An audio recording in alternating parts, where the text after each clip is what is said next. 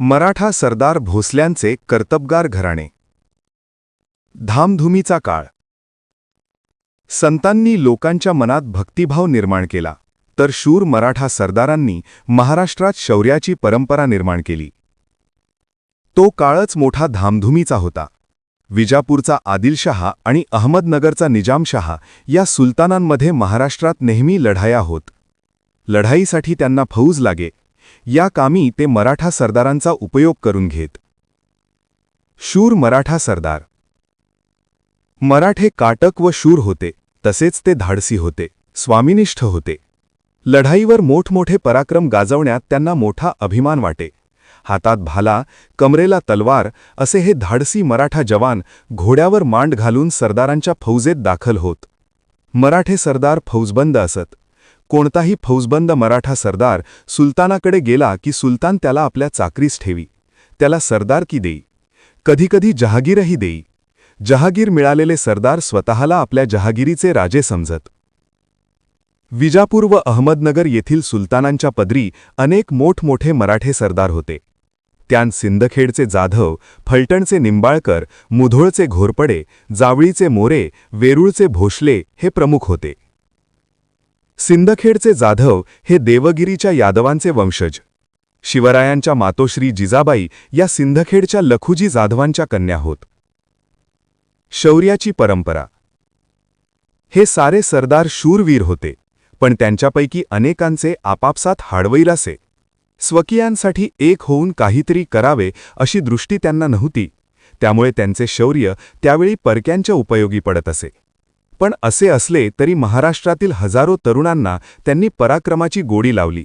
त्यांनी अनेक पराक्रमी वीर निर्माण केले. मराठे सरदारांनी महाराष्ट्रात शौर्य जिवंत ठेवले. महाराष्ट्रातील शूर घराण्यांपैकी वेरूळचे भोसले घराणे मोठे पराक्रमी निघाले. घृष्णेश्वराचे मंदिर. सुमारे 400 वर्षांपूर्वीची गोष्ट. वेरूळच्या लेण्यांजवळील घृष्णेश्वराचे सुंदर मंदिर मोडकळीस आले होते. त्याच्या भिंतींना भेगा पडल्या होत्या. मंदिरातील पुजारीही मंदिर सोडून निघून गेला होता. एवढे महान दैवत, पण कोण अवकळा आली होती त्या मंदिरावर. त्या मंदिराकडे पाहून भक्तांना हळहळ वाटे. येणारे जाणारेही हळहळात, उसासे सोडत. पण त्याच्या दुरुस्तीचा विचार कोण करतो. त्या पडक्या मंदिरात एक शिवभक्त नित्य नियमाने येत असे. शिवाच्या पिंडीवर बेलफूल वाहत असे. हात जोडून आपल्या मनातले श्री शिवाला सांगत असे. एक दिवस त्याने गडी माणसे आणली. मंदिराच्या पडक्या भिंती नीट केल्या. मंदिराची सारी व्यवस्था लावली. घृष्णेश्वराचा जीर्णोद्धार केला. मंदिराच्या आत बाहेर दिवे लावले. घृष्णेश्वराचे गेलेले वैभव परतले. हे कोणी केले? कोण होते हे शिवभक्त? ते होते मालोजी राजे भोसले. वेरूळचे भोसले. वेरूळ गावचे पाटील मालोजी राजे भोसले हे थोर शिवभक्त होते. विठोजी राजे त्यांचे धाकटे भाऊ. वेरूळच्या बाबाजी राजे भोसल्यांची ही मुले. वेरूळ गावची पाटीलकी बाबाजी राजे भोसल्यांकडे होती. मालोजी राजे व विठोजी राजे मोठे कर्तबगार होते, तसेच ते शूर होते. त्यांच्या पदरी पुष्कळ हत्यारबंद मराठे होते. तो काळ फार धामधुमीचा होता. निजामशाहीवर उत्तरेच्या मुघल बादशहाने स्वारी केली होती. त्यावेळी दौलताबाद ही निजामशहाची राजधानी होती. तेथे मलिक अंबर नावाचा त्याचा वजीर होता. तो मोठा कर्तबगार व हुशार होता. त्याने दौलताबाद जवळील वेरूळच्या भोसले बंधूंची कर्तबगारी पाहिली. त्याने निजामशहाजवळ त्यांच्या कर्तबगारीची वाखाणणी केली. निजामशहाने वालोजी राजांना पुणे व सुपे परगण्यांची जहागीर दिली. भोसल्यांच्या घरी वैभव आले. उमाबाई ही मालोजी राजांची पत्नी होती. ती फलटणच्या निंबाळकर घराण्यातील होती. या उभयतांना 2 मुलगे होते. एकाचे नाव शहाजी आणि दुसऱ्याचे नाव शरीफजी. शहाजी 5 वर्षांचा असताना मालोजी राजे इंदापूरच्या लढाईत मारले गेले. विठोजी राजांनी आपल्या पुतण्यांचा आणि जहागिरीचा सांभाळ केला. पुढे त्यांनी शहाजीसाठी लखुजी जाधवांच्या मुलीला मागणी घातली. जाधवांची लेक जिजाबाई मोठी सुलक्षणी होती. जिजाबाईंसाठी विठोजी राजांनी घातलेली मागणी जाधवांनी स्वीकारली. लखुजीराव म्हणजे निजामशाहीतील एक शूर आणि पराक्रमी सरदार होते. ते मोठा फौजफाटा बाळगून होते. निजामशहाच्या दरबारातही त्यांची मोठी प्रतिष्ठा होती. त्यांनी शहाजीराजे आणि जिजाबाई यांचा विवाह मोठ्या थाटात साजरा केला. जिजाबाई भोसले कुळाची लक्ष्मी झाली.